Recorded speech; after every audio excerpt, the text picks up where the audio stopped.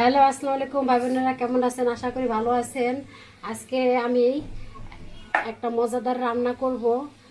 এখানে নিয়েছি সরিষা আর পোস্ত, সাথে নিয়েছি ঢেঁড়স। প্লিজ আমার রান্নাটা দেখতে থাকুন। কড়াই গরম হয়েছে, আমি কড়াইতে এখন সয়াবিন তেল দিয়ে দিব।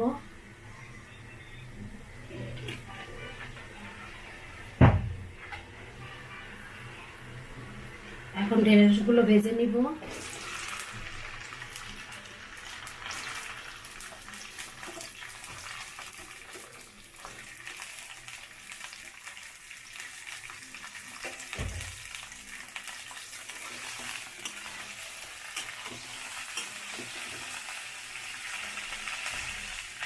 আজকে আমি যে ঢেঁড়সের রেসিপিটা করতে যাচ্ছি, সেই ঢেঁড়সে আজকে কোনো আদা রসুন বা পেঁয়াজ এগুলো কিছুই দিব না। অন্যভাবে একটু আজকে নিরামিষ করবো।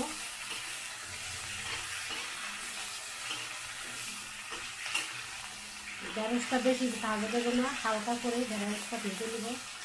বেশি ভাজলে কালারটা নষ্ট হয়ে যাবে।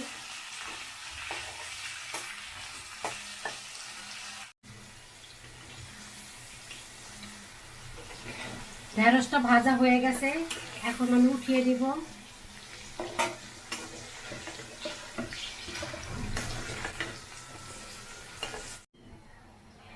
ঢেঁড়স ভাজার তেলে আমি টমেটো গ্রেট করে রেখেছিলাম, সেটা দিয়ে দিলাম।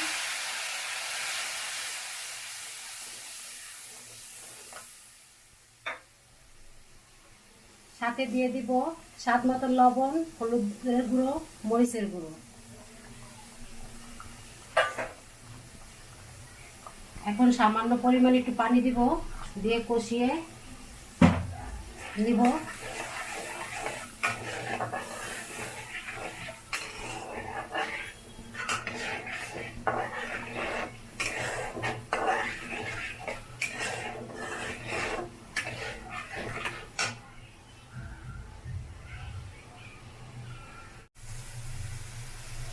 মশলাটা ভালো করে কষানো হয়ে গেছে, এখন আমি পোস্ত আর সর্ষেটা দিয়ে দিব।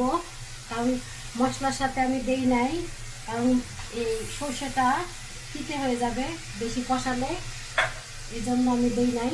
এখন দিয়ে দিলাম।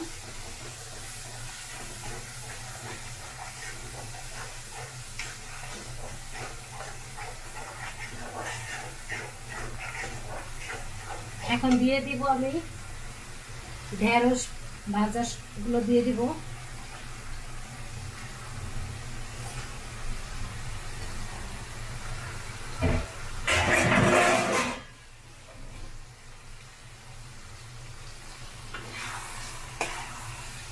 এভাবে আমি কিছুক্ষণ কষিয়ে নিব।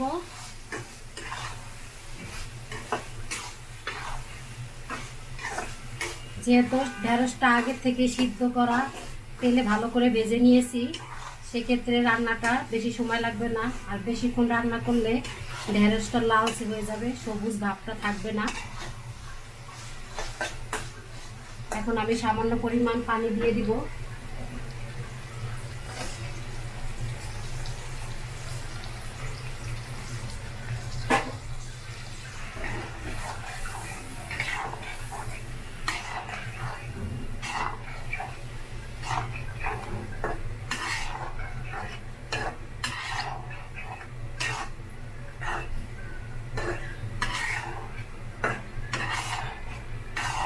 এভাবে ঢেঁড়সের নিরামিষ রান্না করে বাসায় খেয়ে দেখবেন, খুবই ভালো লাগে।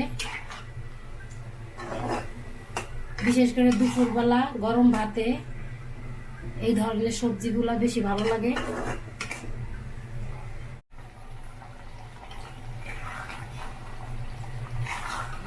ঢেঁড়সের নিরামিষটা হয়ে গেছে, এখন একটু স্বাদের জন্য আমি চিনি দিয়ে দিব। কারণ চিনিটা দেওয়াতে স্বাদ আরো বেড়ে যায়।